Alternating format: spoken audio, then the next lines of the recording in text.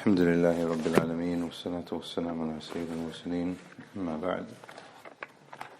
Ask Allah to make this a beneficial sitting where we are learning about the religion of Allah subhanahu wa ta'ala and the perfection that He has given to us and the honor that we find within this religion, and that we ask Allah to give us tawfiq upon it and that He keeps us firm until we meet Him. In the last lesson, we looked at the introduction by the Shaykh, and in the introduction he was talking about why mankind needs a religion, why mankind needs Islam in particular. And we mentioned some of the reasons that he mentioned in the introduction. One of those, he said, rahimahullah, is that society will always have a mixture of beliefs and different objectives. Therefore, we need clarification. So Allah subhanahu wa ta'ala, through His justice and His mercy and His knowledge and His wisdom, has continuously sent prophets and messengers with that very purpose, to explain the truth. But there have been different shariahs and ummahs and books and prophets who were then belied, and then their religion was then changed and distorted somewhat. And we looked at examples of how some of them had a lot of knowledge and authority, but not much tazkiyah and not much action. And some of the people who follow religion today have a lot of action and practice and a lot of spirituality, but they don't have much authority and knowledge. Therefore, Islam came and it fused both of these important factors which are needed for a perfect way of life: knowledge and authority and firmness and steadfastness, as well as worship and softness and tazkiyah and spirituality. But the Shaykh also mentioned in the introduction that Islam actually came with an organization based upon those two factors. So Islam organizes our life and it gives importance to 5 key areas, which are a person's level of intellect and education, his life, number 2, wealth, number 3, honor and religion, 4 and 5. And with that, we can see the effects of Islam and its perfection upon society. The Shaykh then gave examples of these factors in the following chapter, where he was talking about why other ways of life and other ways of life and other religions and other theories have always fallen short. And he gave a number of reasons, and I can see about 5 or 6 of them on page 13 of this book. And he mentioned that Islam has come with spiritual happiness, Islam has come with purification, Islam has come with a sharia which is firm but easy to follow. Islam came to preserve what is halal from what is haram, and it makes that distinction. And those are some of the effects, as we can see, from those factors that we mentioned in the introduction. So how do we know Islam is real? How do we know Islam is perfect? Because of the effects it has. And like we mentioned last time, everybody can claim that they've got the truth, but the truth can only be known once it's implemented. And once it's actually successfully implemented, then you will actually know whether that way was the right way or not.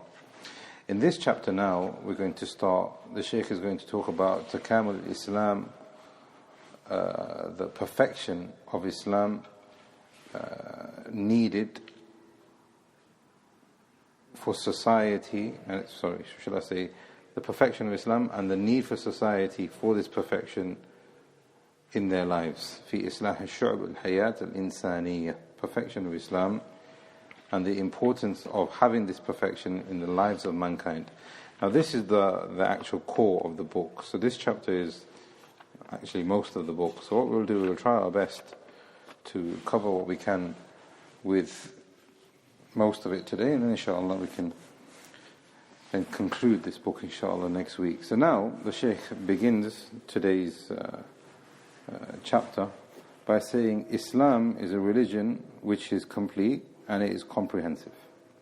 It is complete and it is comprehensive, and it brings about betterment. Now these 3 characteristics are very important. It's a religion, therefore it's a thing that is going to last. anything that is not going to last is not going to be a religion, because it's going to fade away, therefore it's not a way of life. Islam deenun kamilun shamilun li islah al-jami'. So now the Shaykh is saying here that it is a religion, it is perfect, it is comprehensive, and it brings about betterment. And these are 4 very important characteristics. Islam is a religion and it remains. As you can see, other people say that they've got religiousness, but now you'll only find them finding religion within these next few weeks, and then after, for the next 11, 12 months, nothing again. Why? Is that religion? No. And even some of them will say, I don't believe it anymore, we just celebrate. Therefore then it's no religion. They have no religion left. And this is where the idea of secularism and how it is spreading in the societies around the world is because there is no deen left. Islam is a deen and it remains permanent and consistent. That's point number 1. The second thing, he said it is kamil and it is perfect. And that is very important, because in this chapter he's going to give examples of why it is so perfect. But it is shamil, which is comprehensive. And now in this introduction also he's going to explain why is it so important that you have a religion that is comprehensive. Why does Islam talk to us about the highest thing, which is Tawheed? And the hadith of the Prophet ﷺ said that the highest form of Iman is to say La ilaha illallah, and the lowest form of Iman is to remove something harmful from the pathway. How is it that that is all Iman? That even if you find a wrapper on the floor, if you do it for the sake of Allah, you put it in the bin because you think that somebody's going to get harmed, or a plant might get harmed, or an animal might get harmed.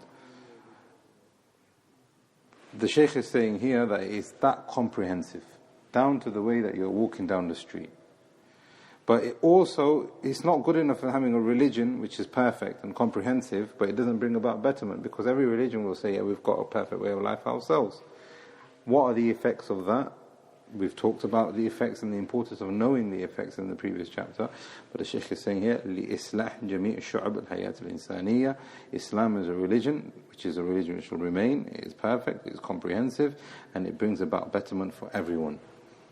That's a very important introduction. And Allah has said in the Quran, and this is now based on the understanding that the Shaykh has given from the ayah, the very last ayah that was revealed in the Quran, Al-Yawma akmaltu lakum deenukum. Today I have perfected for you your religion. Perfected, finished. This religion is going to remain, and it is good, and it is betterment. Wa atmamtu alaykum ni'mati, and I have completed my favor. It's perfect now. There's nothing missing. وَرَدِيتُ لَكُمُ الْإِسْلَامَ دِينًا, and I am pleased with you that there is in this religion betterment for you all. But in this chapter now, the Shaykh is going to explain to us why this is a religion, why it is perfect, why it is comprehensive, why it is good for us. And in today's chapter, we're going to look at what he talks about in Aqidah, that a religion has to be a religion of perfection and completion and comprehensiveness and betterment. It has to have Aqidah. If it hasn't got firm Aqidah, then the religion won't remain, and the betterment won't remain, and the completion won't remain, etc. It's a religion of worship. And in the examples that he gives in this chapter, following on from this point, he then goes on to talk about the perfection of Islam and how we can tell it is perfect and comprehensive and betterment because of the economics that we find and the financial rulings that we find. And he's going to give examples of that. And then, inshallah, if we have time today also, where he will talk about your life inside your house and your life outside your house. And all of this shows you why Islam is so perfect. But the Shaykh is saying, before we go into all of that, the Shaykh is saying, we know that this religion is perfect. We know it is complete, we know it is good because it is from Allah. And Allah, one of His names is that He is Al-Hakim. Allah is wise. Allah is knowledgeable. Allah brings about benefits and good. So if you have a Lord that you believe that He is Al-Hakim, then everything that He tells you to do is going to be good for you. It's going to be comprehensive, it's going to be perfect, it's going to be complete, and it's going to remain consistent. Because if Allah says today, this is the way you should do something, is that a lie? Cannot be a lie. Is He going to change His mind afterwards? No, because Allah has the infinite knowledge. Therefore the Shaykh is saying in the very beginning, وَلِأَنَّهُ شَرَعُ اللَّهُ الْعَلِيمِ بِمَا يُصْلِحْ خَلْقَهُ, that Allah subhanahu wa ta'ala is the most knowledgeable, Al-Hakim, and He is the one who has given us this religion because this is what is good for His creation.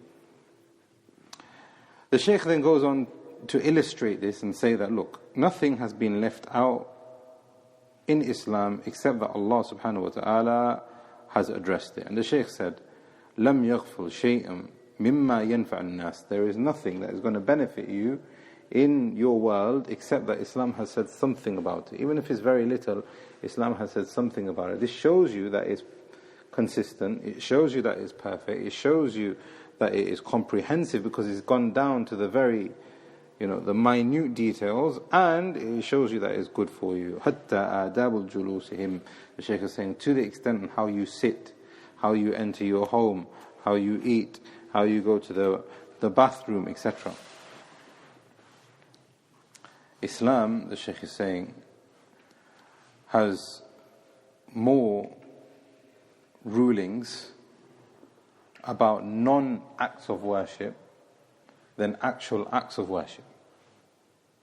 Does that make sense? That's how it shows you how perfect this religion is. That it has rulings connected to non-acts of worship than acts of worship that we would define as being salah and siyam and zakat and all those things. Even if many people overlook these matters, the Shaykh is saying, the Prophet ﷺ, أَلَّمَ النَّبِيُّ أُمَّتْهُ كَيْفَ يَأْكُلُونَ, how to eat, how to drink, how to sleep, how to urinate, how to defecate, all of these things. مَعَ أَنَّ هَذِهِ الْأُمُورِ بَسِيطَةً. All of these things are easy, and all of these things people just do it without thinking about it. But this shows you the perfection of Islam. That we have more rulings and more guidances on even those very minute issues that people often overlook than actual acts of worship. So if a person wants to say, well, I'm following the way of the correct religion, we'll say, okay, present to us why. Normally they will just tell you, this is how you should worship, this is what you should believe in that such and such thing is your savior, or such and such thing, and that's it, you'll be safe. But what about the rest of my life? Do what you want. That's not complete then. It's not perfect. And how do we know there is a betterment in it? The Shaykh is saying here, something which can only be perfect is something which addresses all things. Something which addresses all things, that can only be that perfect thing. Otherwise, it is not comprehensive. And if something is not comprehensive, it could also be that that thing is claiming to be the perfect way is actually ignorant on certain things. We don't know. How do you go to the bathroom? I don't know. I'm following the perfect way, but then that's not good enough. It's not perfect, it's not comprehensive, and you don't even know. Therefore, you don't have the perfect way. I'm sorry. Therefore, this is showing you a very important point. The Shaykh is saying that Islam is a way which is consistent. It is perfect, it is comprehensive, it has everything, and it gives you betterment. And as the Shaykh is saying here, it's not just the important issues, the issues of worship and belief and those things, but also the simpler issues. And all of that teaches us that Islam brings about perfection in a person. And the more a person knows all of those issues and implements those issues, he will then do the wajibat, and then he will do all of those other things which will help him to become perfect, help him become a better person. Even if he doesn't know why, if he just does it, then he will see himself afterwards. Because remember in the chapter before, we know the haqq because of the effect. So if somebody says, do this, don't do that. I don't know why, but I'll just do it. I trust that person. Then maybe even after a long time after, the hikmah will become apparent to you. The Shaykh is saying here that the perfection in a person depends on how much Islam he has. And it's not just talking about the wajibat. It is not just talking about the wajibat. Like we said today, the Shaykh is now going to explain now, after this introduction to this chapter, which is the perfection of Islam and the need of mankind for Islam. He's going to talk about Aqidah, he's going to talk about worship, he's going to talk about economics, he's going to talk about our lives in private and in public, to explain to us why Islam is so perfect. So he begins by saying, rahimahullah, you will not find this level of importance that you find in our religion, that our religion gives to Aqidah. لأنها عقيدة راسخة مبنية على ما تقتضيه الفطرة والعقل السليم. This is because our religion gives importance to making Aqidah very, very firm upon knowledge, because So now here's the question.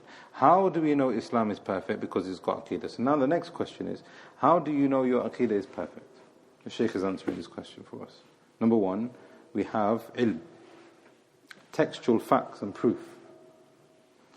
Number two, which is not changed, it remains consistent. Number two, you have, like the Shaykh is saying, al-fitrah.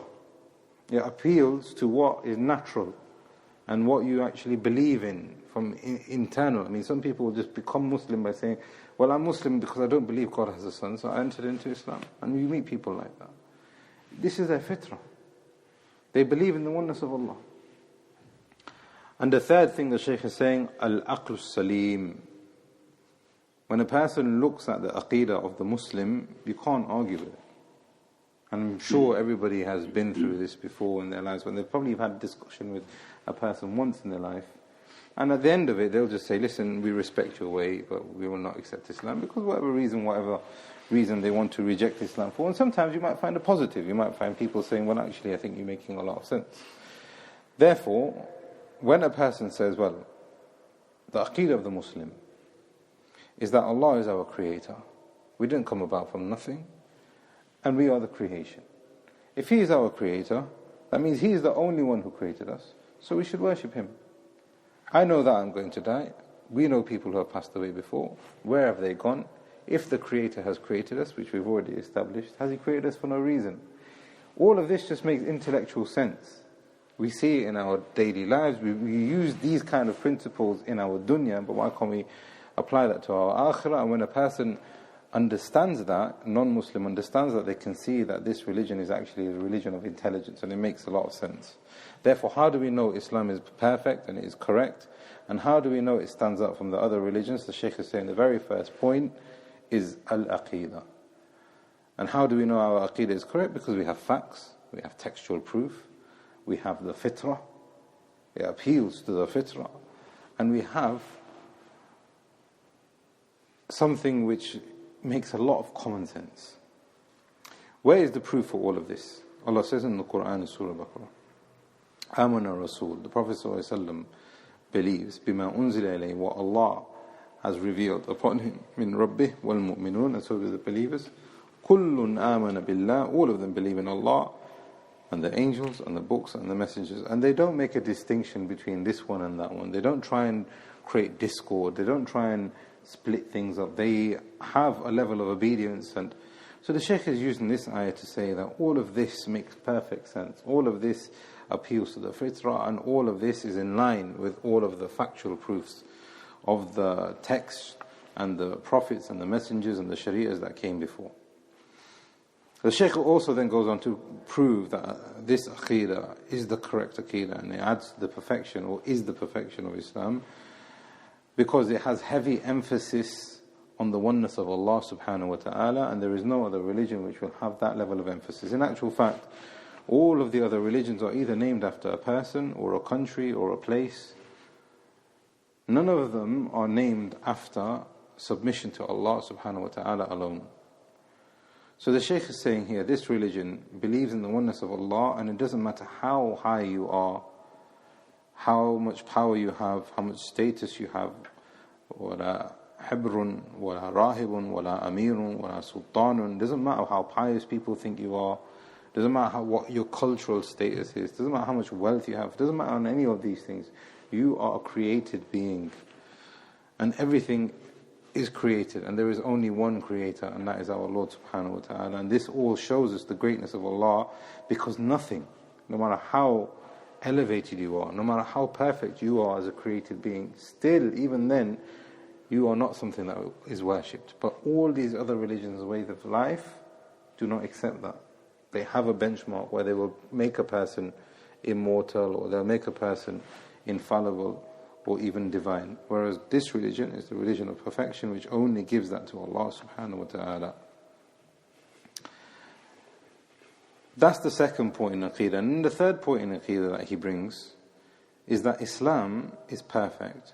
And the reason why we know it is perfect is because it answers a question that no other religion can answer. What do you think that question is? Complete submission. the question. What is the question? There's one question that no other religion can give you the answer for. The purpose of life. What is the purpose of life? Why has Allah created you? Why are you here? So there will be one religion who will say, well, you have to believe in the Son of a God. Another religion will say you have to establish authority on earth. Another religion will say you have to belong to some kind of a caste or a sect. All of these people will say something which doesn't make sense. There is only one religion that gives you the answer. Why did Allah create us? And that is the bedrock, and that is the actual nucleus and the center of our Aqidah. Allah subhanahu wa ta'ala, the Shaykh is saying here, Al-Iman bil-Bid' wal-Ma'ad, that in this Aqidah we believe that we have a beginning and we have an end. But why did Allah create us? وَلَا مَصِيرُهُمْ سُدًا. Allah subhanahu wa ta'ala has not created us out of idleness. That Allah has made us go and pushing us forward every single day. We live for 60, 70, 80 years for nothing. What's the point? لا غاية له ولا مقصود من ورائه. That Allah has created you with no objective and there is nothing of a greater purpose afterwards. Allah is far greater than that. Therefore, the Shaykh is saying here that Islam gives you the answer, that Allah subhanahu wa ta'ala has created us to worship Him. Therefore, Islam is true and perfect because it discusses the true concept of what a God is. This is the first point. How we establish that using the text and the fitrah and the sound intellect. And number 3, the Aqidah of the Muslim consists of the purpose of life. To summarize this bit here, the Shaykh says, what are the benefits of this then? How do we know? What are the effects? How do we know that you say you've got the correct Aqidah, but then what are the effects of that? How do we know? The Shaykh is saying here that there's always been a group of people who have followed the correct Aqidah and Allah has given them stability in their lives. And that has been the case from the time of Adam until now. Because they have that firmness. They know what their purpose is. They don't become deviated. They don't become distracted. They improve their aql. They feed their fitrah and their intellect and their spirituality. And they get closer to Allah subhanahu wa ta'ala because He is their creator alone. And the Shaykh now gives another example. That coming off from Aqidah, we have the perfection of Aqidah being made visible to us, that we know Aqidah, our Aqidah is correct because of the fact that we have acts of worship which are consistent, which are perfect, and which are comprehensive. So he gives an example for Salat. As for Salat, ibadatun badaniyatun mahdatun. That it is an act of worship which uses your body, which you have to pray 5 times a day. How would a person pray 5 times a day? Unless if his Aqidah is firm. He knows what the objective is. His Aqidah is firm based on the text and aql, and he is a firm fitrah. And he worships Allah alone. He doesn't worship the creation. Can a person pray 5 times a day with that level of stability but still be worshipping the creation as well at the same time? No, that wouldn't happen. He wouldn't have that kind of devotion for both of those things. It doesn't work like that. So the Shaykh is saying here that the Salat is an example of the Aqidah of a person being upright. He prays 5 times a day for the rest of his life, and that is very difficult for a lot of people to understand. But the Shaykh is saying that's not enough. In actual fact, Islam says you do more salawat, the salawat which are nawafil, and connected to the salat as well, you have other ahkam which shows you the perfect of Islam, such as tahara, such as facing the qibla, such as having focus and khushu and humility when you stand in front of Allah, such as seeking to get closer to Allah, such as the ruku'. Will you find a religion that has ruku' in the way that we do ruku' towards Allah alone subhanahu wa ta'ala, saying subhana rabbil azim, such as the sujood, such as reciting of the Quran, such as the dhikr, such as supplicating to Allah alone with dua, etc. The Shaykh is saying here that the salah is full of incidents of how Allah places nur in the person who is worshipping Allah. That adds and it shows you the perfection of Islam. It shows you the perfection of the Aqidah of the person who is praying. And like we've said, you will not find this in any other religion. Because all other religions show you somehow to enslave yourself to something which is other than Allah, the Creator. The Shaykh then gives an example of zakat also. So zakat is an act of worship that you do financially, and with that financial act of worship, it shows you the perfection of your Aqidah, because what you are doing is you're purifying yourself, you're purifying your wealth, and most importantly, you're thinking about other people, but most importantly, you are sacrificing something in this dunya for what? For the akhirah. Why? Because you have the purpose of life. Therefore, another act of worship which cements the idea or the belief of the Aqidah of the Muslim. All of this shows the perfection of Islam. Another example, he gives siyam. Another thing, a person stops eating, he stops drinking, etc. Imagine if a person never had siyam in his life. Often people, and parents do this with their children often also, they keep feeding them food. Eat some more. Imagine if that child never learnt he has to stop eating one day. What's going to happen to him? Not only is he going to become, obese and unhealthy, etc., but he's going to become a very desired-based person. He's going to think that the dunya becomes his right. He's going to become proud. He's going to become very selfish. He's going to become, very haughty. He's just going to think about feeding his desires all the time. The Shaykh is saying here, siyam is an act of worship that we stop our desires for, but what is the greater good out of the siyam? لَعَلَّكُمْ تَتَّقُونَ. That you have, going back to your Aqidah, that you're worshipping Allah subhanahu wa ta'ala, and you leave that for the sake of seeking the akhirah. And Hajj, the Shaykh gives an example of the Hajj. We know that our Aqidah is correct, our religion is correct because of the lessons that we gain from Hajj. Also, there is unity, there is obedience, there is organization. On day 8 you have to be there, on day 9 you have to be there, on day 10 you have to be there. You have to have 7 pebbles, they can't be too big, they can't be too small. You have to do it together. There is a level of cooperation involved, there is tarbiyah involved, there's all these different things involved, there's ihram involved, all of us are the same. The Hajj has so many aspects showing you the perfection of Islam. And the Shaykh gives another example from Jihad. And this is a very important word, as we can see. But look what the Shaykh says about Jihad. Jihad, and he defines Jihad. Ibadatun badaniyatun maliyatun. It is an act of worship that a person does with his body, but also with his wealth.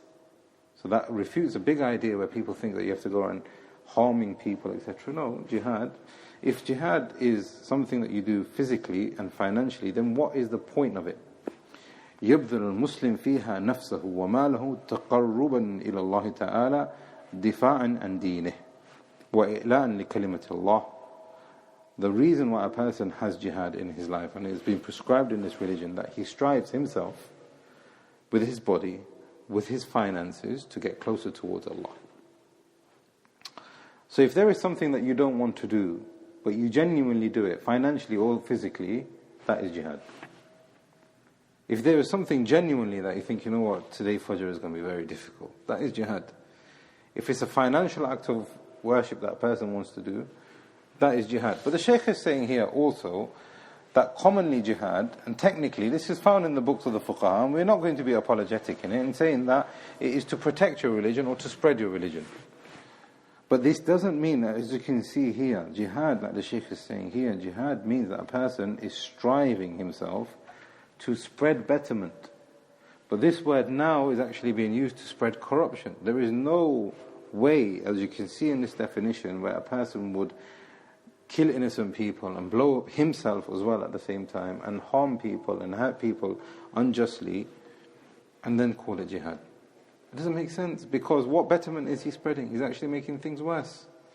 The Shaykh is saying here, jihad is when a person strives himself, even if he doesn't want to do it, with himself, with his wealth, to either do something which is going to be good for his religion, or spread his religion, as in defend the religion or spread his religion. Now that religion could be you yourself, or it could be something to do with your community. But normally, Allah subhanahu wa ta'ala, especially now when we're living in as a minority, Allah subhanahu wa ta'ala tells us to free ourselves. Think about yourself. It is not your role and my role to think about the 60, 70 million people in the UK. You're not accountable for that. You are now accountable for yourself. Therefore, there is a huge level of jihad that falls on our own shoulders. So now the Shaykh is saying, which religion will give you that? Will give you that level of accountability, will give you that level of unity, will give you that level of responsibility. Look, you are responsible for yourself, your own iman, your own aqidah, your own family, and for those people around you as much as you are able, whilst doing with justice, The Shaykh is saying these are all examples of how our Aqidah is proof in our body, in our wealth, etc., to get closer to Allah and to establish the truth and to establish perfection on earth. The Shaykh then moves on to the next part, which is economy. We know Islam is a complete religion. It's a religion, it is complete, it's comprehensive, and there is betterment because of the rulings connected to finances. Now, before we go any further, we have to remember that the two books that came before us, or the two ummahs that came before us, they split when it came to economy. So one group of people actually believe in part of their Aqidah that it is wajib upon them to impact on the material world. You have to control or have a level of impact on the material world. Whereas there's another ummah that came before us who said, and one of their commandments is, greed is sin. Greed is sin. What does that mean? If you love the dunya, if you get engaged in the dunya, you're sinful. You can see the two parallels. But the Shaykh is saying here now, Islam is in between that. Islam is complete and it's comprehensive, to the extent that Islam has given us a code that we can follow, because we know that without economy you can't have a functioning dunya. The Shaykh now gives examples. For example, Islam has permitted trade and transaction. أَحَلَّ اللَّهُ الْبَيْءَ وَحَرَّمَ الرِّبَا. Allah has made business transactions permissible, but in the same ayah Allah has said that riba is haram.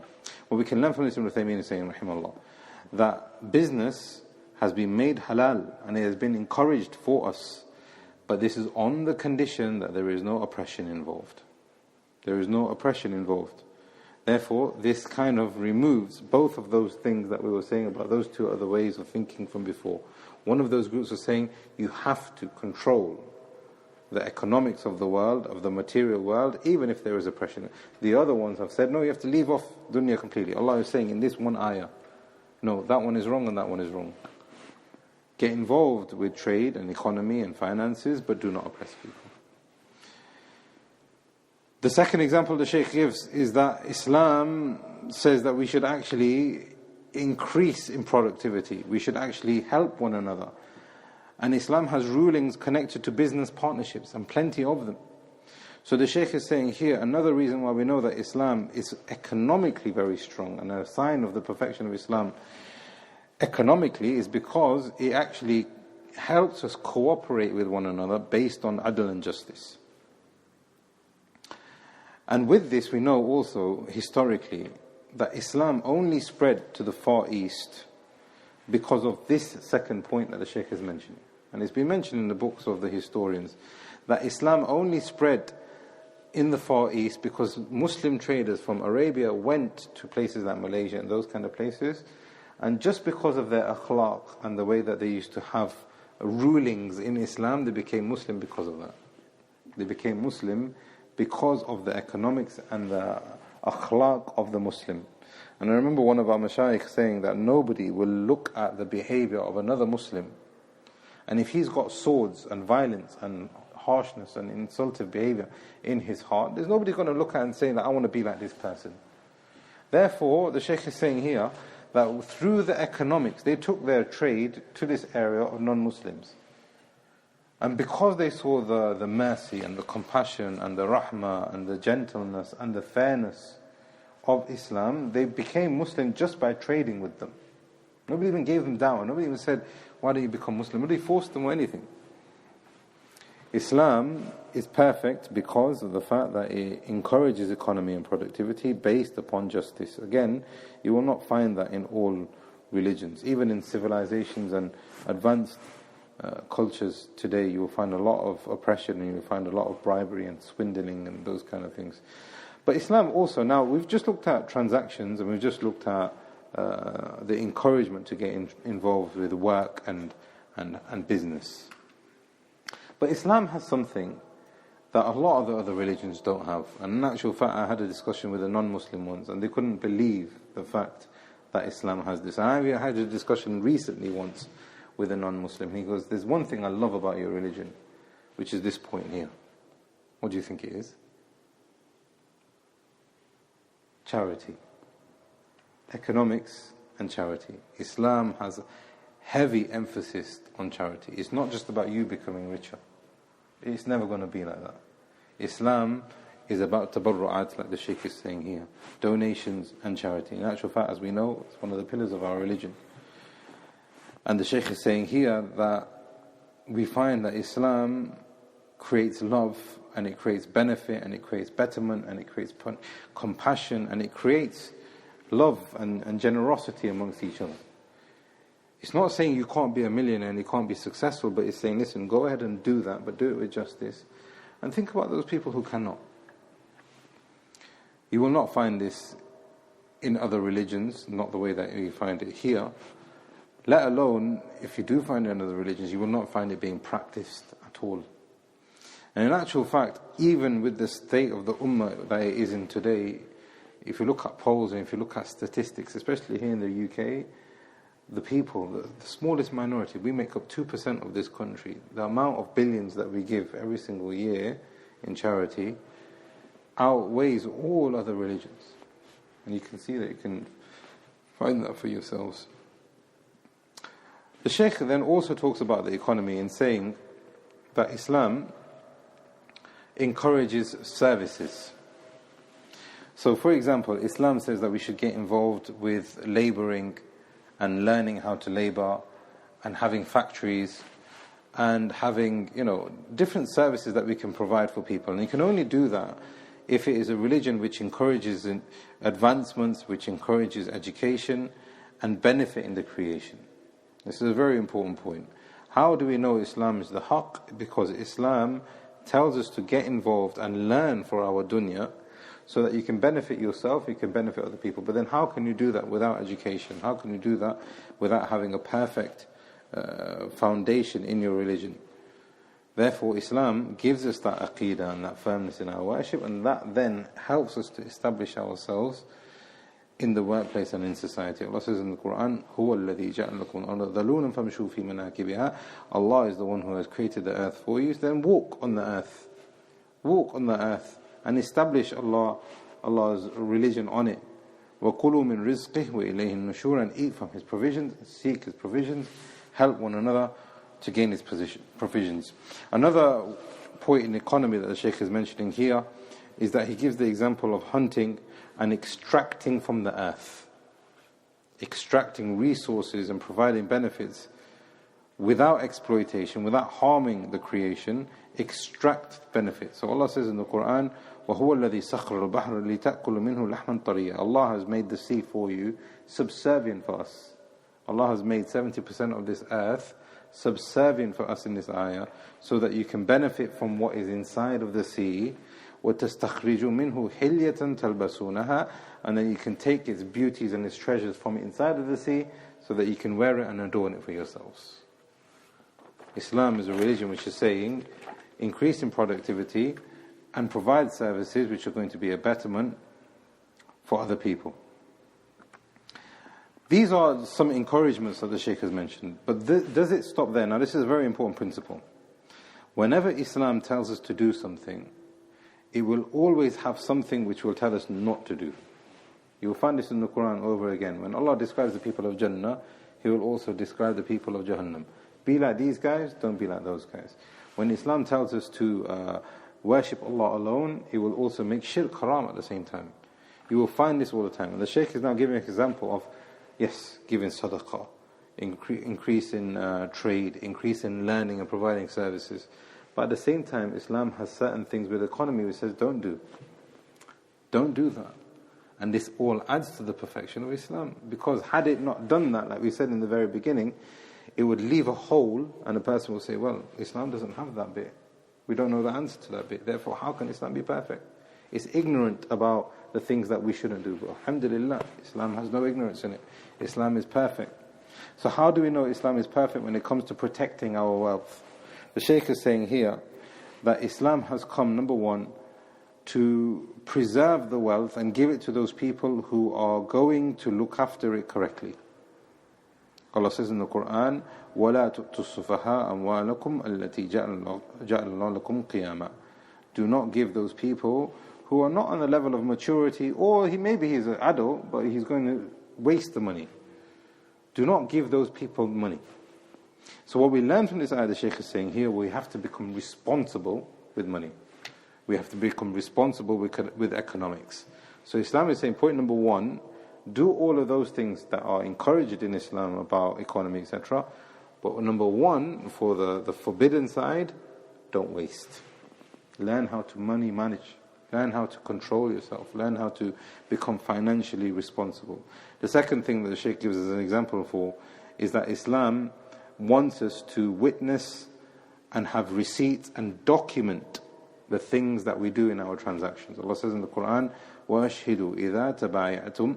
If you trade, then have a witness for it. Have a receipt for it. Have something written down. What does that do? It protects your wealth. So again, here in this section here, we're talking about those things that we shouldn't do. We're talking about those things, we're talking about protection. Islam also talks about, which is the obvious one now, about not going into excessiveness and not wasting and not being from those people who spend in haram. Or if something is not within your means, don't buy it. Islam is very clear on that, because Allah is saying here that this wealth that Allah has given to you is a favor. And from the perfect way of life that Allah has given to you, so that you can remain perfect and you don't fall into debt and you don't fall into depression and you do not fall into things that you cannot handle anymore, don't be excessive and do not waste. Allah says, وَلَا تَجْعَلْ يَدَكَ مَغْلُولَةً إِلَىٰ عُنُقِكَ. Don't be stingy. وَلَا تَبْسُطْهَا كُلَّ الْبَسْطِ. And don't spend too much. فَتَقْعُدَ مَلُومًا مَحْسُورًا. Allah said that if you do this, then you will fall into a situation which will be very, very desperate for you. Islam also puts a stop to criminality in wealth. As we know that, we have rules in theft, etc. We have, and as we've seen here, Islam puts restrictions on people not looking after their wealth and losing their wealth and not using it properly. The Shaykh also then goes on to talk about spending in wealth. But Islam talks about using your wealth in a way which is productive. So now we've talked about the encouragement for economy, then we've talked about the preservation of economy. Now the Shaykh is saying, once you've got a good economy, what do you do with it? Islam even tells you what to do with it. So the Shaykh is saying now, the perfect way of life is telling you that there are two things you can do with it. One thing which is wajib, and one thing which is mustahab. Once you've got a good economy, number one, you must make sure that the zakat is being paid properly. And the zakat has been given 8 categories. We will find that in Surah Tawbah, ayah number 60. And Allah talks about each one of these categories of those people who are needed, who are needy within society. Zakat fulfills a social goodness, and it brings about a social goodness. And even historically, there have been caliphs and there have been caliphates and there have been rulers who have established zakat. And there was also a point in time in Africa where there was no poverty, and they couldn't find anybody to give zakat to. This is because the economics had been established correctly. And as we have seen before, traders have gone out and they become Muslim. People became Muslim because of the effects of zakat being implemented correctly. The Shaykh is also saying, how do we know Islam is correct? Because Islam tells us to spend on our dependents and to look after our family members, and that is a wajib upon us. So once you've got finances in your life, once you have done the things that Allah has told you to do, learn, provide a service, stay away from haram, go get a job, stay away from haram. What do I do now when I've got some savings? Islam is saying, number one, give zakat, you yourself. But number two, look after your family. Look after your wife and your kids and those close family members. Allah says in the Quran, وَعَلَى الْمَوْلُودِ لَهُ رِزْقُهُنَّ وَكِسْوَتُهُنَّ بِالْمَعْرُوفِ. The father has the burden of looking after the rest of the family according to his means. And there are many ayat which talk about this. Now this is a very important point, because this objective here now has been lost even within Muslim families. And it's very unfortunate that women are complaining about men not spending enough on their families and not looking after their family members, etc. And sometimes it's very unfortunate families even get broken up because of their finances. And this is actually happening within our own communities. Islam is saying, no, actually, there is a perfection that can be given to you, which is spend on your family members. The Shaykh is saying here, from this we learn that there is actually a great deal of hikmah based on these two wajibs, the zakat and spending on your family members. Number one, it is a protection. Therefore, the Islamic economic structure and the wajib that we have of spending is actually a protection and a preservation. But when we have that protection and preservation, also we have production. It actually brings about a great deal of goodness. So now if you are allowed investing into your family, into your children, you're looking after them, you're going to help them become upright. But what's happening now in societies, especially like East London and places like that, a lot of children get involved with gangs and things like that. They don't even know who their father is. Father's gone. Mother is poor. She's a single parent. She doesn't have much money. What happens to the kid? He goes outside himself and he wants to earn his own earnings. And then he realizes that there is a different market that's going on. So then he wants to become something from the rest of them.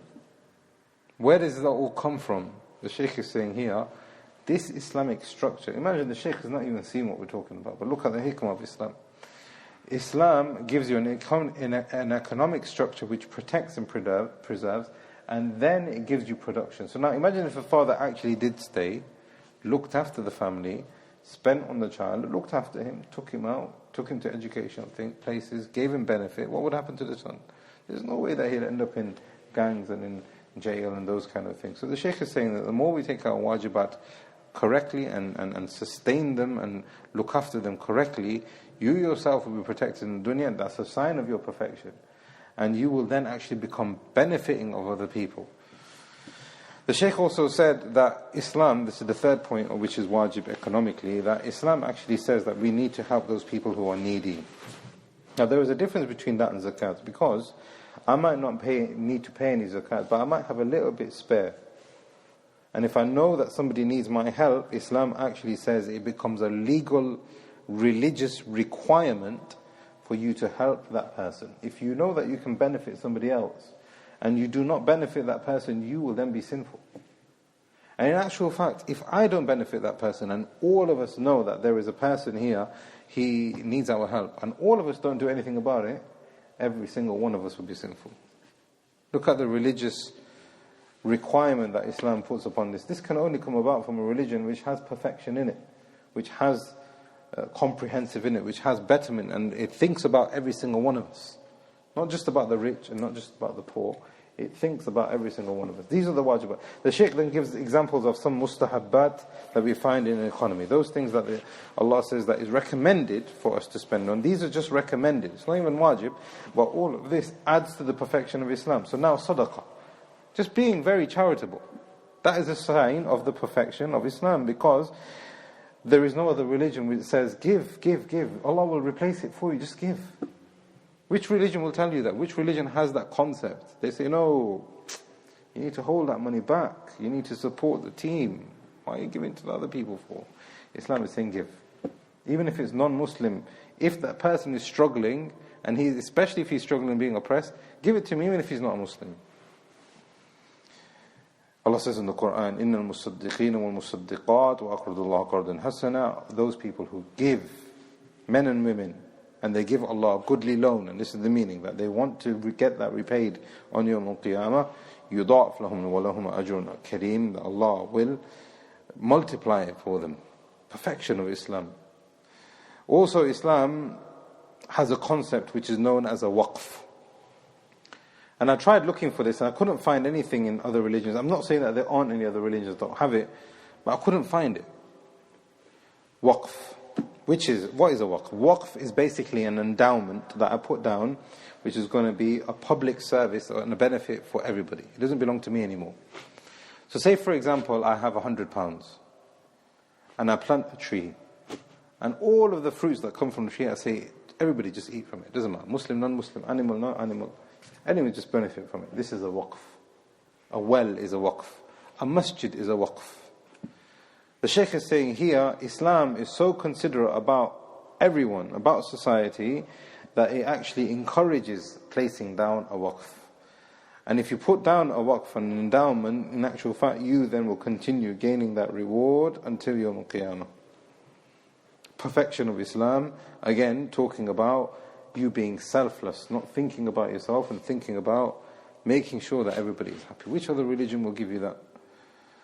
But the Shaykh is saying here, there is one very important point that Islam has that there's no other religion that can have. Even if you find another religion which says you can have waqf, etc. There are two very important things that Islam has that no other religion has. This goes back to the very first thing that we were talking about, which was Aqidah. Number one, every single thing that we do, we want to do it to please Allah and to get closer towards Him. There is no other religion that will say that. Every single religion will tell you that they want to do something either for the sake of the dunya or either for the sake of another created being. And the second thing is that we ourselves want to follow the sunnah of the Prophet ﷺ and gain purification in ourselves, become better ourselves by it. And those are the two conditions for every single act of worship to be correct. So if a person prays to be closer towards Allah but he doesn't follow the sunnah knowingly, he doesn't really care about it, then his act of worship will not be correct. If he's got no sunnah, if he's got no daleel, if he's following innovation, it won't be correct. And if a person is doing the sunnah, he's following the religion of Allah correctly, he's praying 5 times a day, you find it in the first saff, even Salatul Fajr, every single day he is there, but he has no ikhlas, he doesn't want to get closer to Allah. Again, that will be rejected. There's no other religion which tells you the very importance of these two principles. I think we'll leave it at that for today. Inshallah, next week we will look at the perfection of Islam in our domestic lives, in our homes, and how we are in society. And then the book goes on to talk about how Islam is politically, and through its laws and through its codes, etc. Ask Allah to give us iman and tawfiq, and that He is pleased with us until we meet Him. هذا والله أعلم وصلى اللهم على نبينا محمد وعلى آله وصحبه أجمعين. Any questions? بارك الله فيكم. سبحانك اللهم وبحمدك أشهد أن لا إله إلا أنت أستغفرك وأتوب إليك. بارك الله.